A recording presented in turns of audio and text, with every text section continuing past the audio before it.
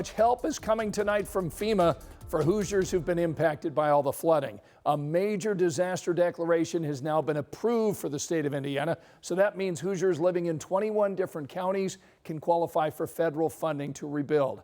Our Jenna Webster talked to one woman today who's been hoping for this news since the flooding began.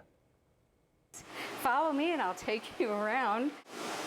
Gone is the floodwater, but left behind is a house down to 2x4s and insulation. Yeah, I can feel it. Yeah. Sandra Falk's home in Ravenswood still feels wet 12 days later.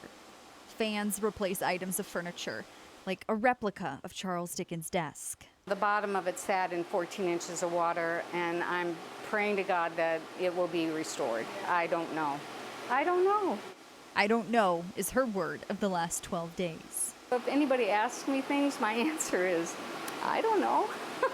What she does know, the damage isn't covered by her homeowner's insurance, and she doesn't have flood insurance. I called 211, and she asked me very specific questions, and I described the 14 inches in here, the 19 inches out there, and described about what was lost. Sandra applied for the state's $5,000 disaster assistance. That's still pending. Where's this next? But she spent the last 12 days Select the disaster that affected you. So now I can. waiting for this. I'm so grateful to God that He answered prayers, and we are going to get some assistance from FEMA.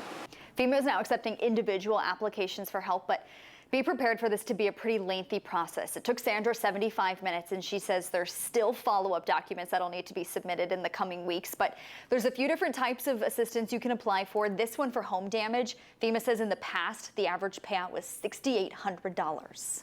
He said it depends on what all the inspectors say and how much they will allow each household. That's only the essentials. Anything else is out of pocket.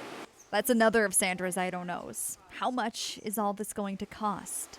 I'd say 3/4 of my neighborhood have lost everything. We've lost everything. But for all the I don't knows, she's leaning on her army of help from friends. I'm trying not to melt down. I'm trusting God every day that He's going to protect me and provide for me. And I can't go there. And taking it one moment at a time. In Indianapolis, Jenna Webster, 13 News.